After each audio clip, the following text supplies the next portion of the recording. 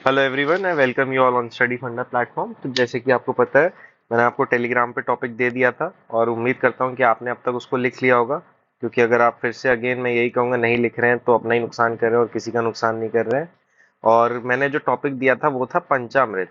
अब अच्छा, पंचामृत देने के बाद ना कई लोग कह रहे हैं सर 5 इम्पोर्टेंट एलिमेंट्स होते हैं फूड के, उनको जब मिलाते हैं तो पंचामृत बनता है। जैसे दूध हो गया, घी हो गया, ये सब हो गया। मैं कहा भाई मतलब क्या करना चाहते हो, क्या चाहते क्या हो जिंदगी से?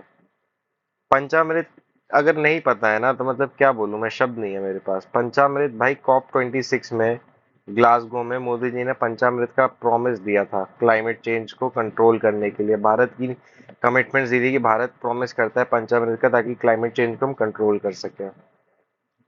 तो इसी के साथ आइए अब हम अपना टॉपिक स्टार्ट करते हैं, जो कि है पंचामृत। और ये COP26 की भारत ने कमिटमेंट दी थी, उससे रिलेटेड है। या आप जो सोच रहे हो घी दूध वाला पंचामृत जो मंदिर में मिलता है और भी जगह मिलता है, वो वाला पंचामृत नहीं है। तो आइए हम इसमें देखेंगे हमारा एक इंट्रोडक्शन। इंट्रोडक्शन के बाद देखेंगे क्या वो पंचामृत है, क्या प्रॉमिस किया है भारत ने, इसको देखेंगे। उसके बाद हम देखेंगे क्या रैशनल है इस पंचामृत के पीछे। फिर हम देखेंगे क्या कंसर्न्स है और चैलेंजेस हैं। और एंड में एक वे फॉरवर्ड और देन अपना एक कंक्लूजन, जो कि एक बैलेंस्ड कंक्लूजन होगा हमेशा की तरह। तो आइए पहले हम देखते हैं अपना introduction.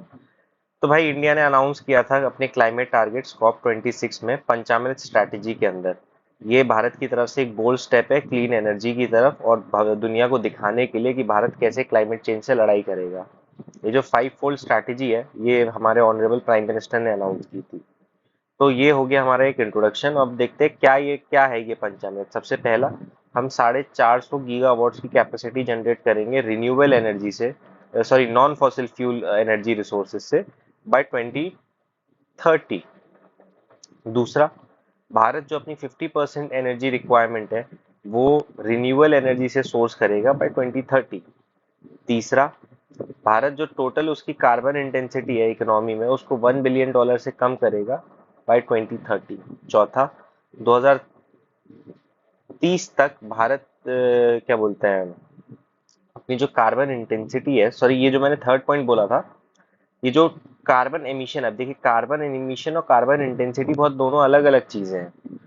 Carbon emission is all together different, carbon intensity is all together different. Carbon emission वो है कि भाई आप क्या बोलते हैं आपकी कार चल रही है जो एमिट कर रही है, जो इंडस्ट्री एमिट कर रही है, ये सब कार्बन इमिशन है। कार्बन इंटेंसिटी क्या है कि आपकी जीडीपी ग्रोथ रेट के हिसाब से कितनी इंटेंसिटी के साथ कार्बन एमिट कर रही है आपकी इकोनॉमी। तो there is a some difference between carbon emission and carbon intensity. तो कार्बन एमिशन हम $1 बिलियन से कम करेंगे बाय 2030।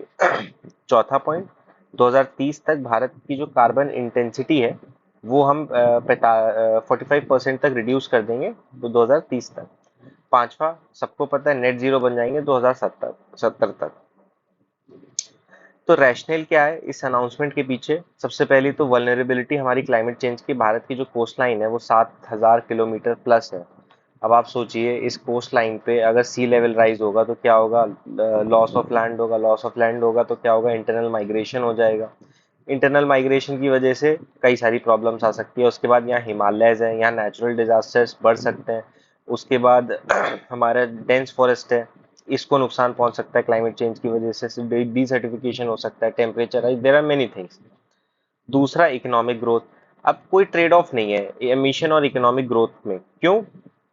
यूनाइटेड किंगडम ने एग्जाम्पल के तौर पे 40% एमिशन कम किया है और अपनी इकोनॉमिक ग्रोथ को 70% से ज्यादा बढ़ाया है 1990 से अब तक।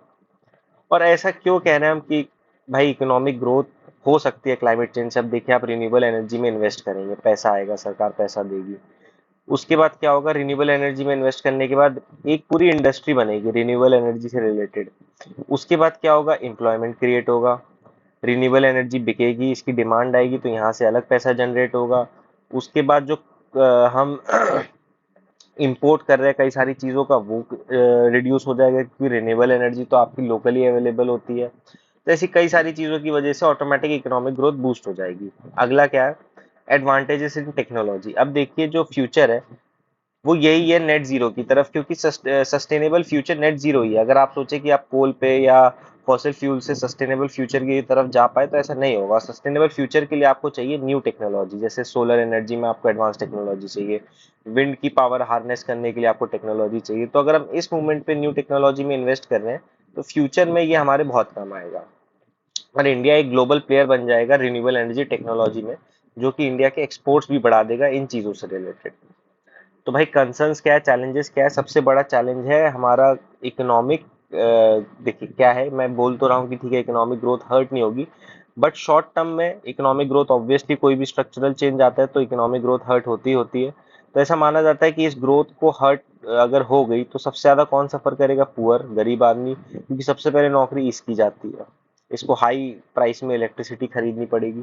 तो ये सब चीजें, रिन्यूएबल एनर्जी में ही हमारे कई सारे इश्यूज हैं, क्योंकि हम स्केल नहीं कर पा रहे हैं। जो अब मान लीजिए सोलर एनर्जी है एग्जाम्पल के तौर पे, सोलर एनर्जी क्या है? रिलायबल नहीं है, इंटरमिटेंट है, कि कभी आती है कभी नहीं आती है। तो हमें स्टोरेज इंफ्रास्ट्रक्चर को डेवलप करना पड़ेगा, कई सारी बैटरीज लगवानी पड़ेंगी। अभी इंडिया की हालत इसमें थोड़ी खस्ता है। डिस्कॉम सेक्टर आपको भी पता है, कॉम्प्लेक्स क्रॉस सब्सिडी रिजीम के चक्कर में डिस्कॉम बर्बाद हो चुके हैं, उन पे सब्सिडी बढ़ अभी तक 6,000 करोड़ का डेप्ट इससे ज्यादा हो चुका है, और वो बहुत गंदी तरीके से सफर कर रहे हैं। अगर हमारी जो पावर डिस्ट्रीब्यूशन कंपनी है वही नहीं गुड स्टेट में है, तो आप सोचिए अगर रिन्यूएबल एनर्जी भी आ भी गई, इंटीग्रेट भी हो गई, उसके बाद उसका जो डिस्ट्रीब्यूशन है वो कैसे होगा? कोल का फेजिंग आउट भाई 99% 2060 तक हमें फेज आउट करना पड़ेगा, अगर हमें नेट जीरो 2070 में बनना है। तो ये खुद में एक बहुत बड़ा टास्क है, आप समझ सकते हैं हो। तो वे फॉरवर्ड क्या है? यही सबसे बड़ा वे फॉरवर्ड है कि आप एमिशन को रिड्यूस कर दीजिए, डीकार्बोनाइजिंग दी ट्रांसपोर्टेशन सेक्टर, क्योंकि ट्रांसपोर्ट एक मेजर चंक है एमिशन का। समझ रहे हैं आप लोग? अगर हम इलेक्ट्रिक व्हीकल ले आए या हाइड्रोजन फ्यूल ले आए तो इससे क्या होगा? जो ट्रांसपोर्टेशन सेक्टर है वो डिकार्बोनाइज हो जाएगा और हमें मदद मिलेगी हमारे क्लाइमेट गोल्स को अचीव करने में।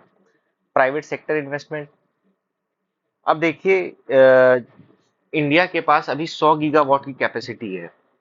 तो इस 100 गीगावाट की कैपेसिटी के बाद मतलब इस 100 गीगावाट की कैपेसिटी भी हम देखें तो ये मेजरली प्राइवेट सेक्टर ओन्ड है।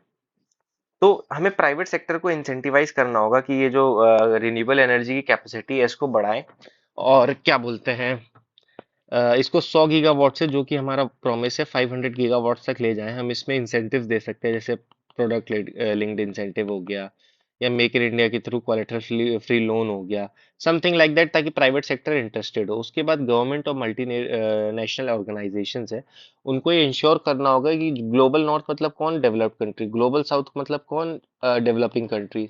तो यहाँ से पैसे का फ्लो हो ताकि ये लोग क्लाइमेट टेक्नोलॉजीज में इन्वेस्ट कर पाए। कोऑर्डिनेशन स्टेट इलेक्ट्रिसिटी बोर्ड्स के लिए, अब देखिए कई जगह रिन्यूएबल एनर्जी की जो क्या बोलते हैं जनरेशन है वो ज्यादा होगी, कई जगह कम होगी। जैसे राजस्थान में सोलर पावर ज्यादा जनरेट होगी in comparison to Uttar Pradesh. तो अगर स्टेट यूटिलिटी बोर्ड्स के बीच में थोड़ी सी कोऑर्डिनेशन हो, और जो राजस्थान के पास सरप्लस है वो यूपी में जा पाए, तो दोनों का फायदा है। ये अब इनको इतना बैटरी स्टोरेज इंफ्रास्ट्रक्चर डेवलप नहीं करना पड़ेगा, और यहाँ पे यूपी का जो एनर्जी डेफिसिट है वो एड्रेस हो जाएगा। तो ऐसी कई सारी चीजें हैं जो हम कर सकते हैं ताकि रिन्यूएबल एनर्जी को इंटीग्रेट कर पाए। तो एंड में हमारा एक फाइनल कंक्लूजन, ये जो भारत के नई क्लाइमेट टारगेट है, इंडिया ने अपने सारे क्रिटिक्स को साइलेंस कर दिया है, कि जो भारत के लिए बोलते थे कि भाई भारत का तो कोई विजन ही नहीं है। इंडिया बिल्कुल सही ट्रैक पे है, बस उसको जो अपने एफर्ट्स है उसको रीडबल करना पड़ेगा ताकि वो सारे ऑब्स्टिकल्स को हटा पाए। तो आई होप आपको ये टॉपिक समझ में आया होगा। बहुत इंपॉर्टेंट टॉपिक है आपके पेपर के पर्सपेक्टिव से, पेपर 2 के पर्सपेक्टिव से।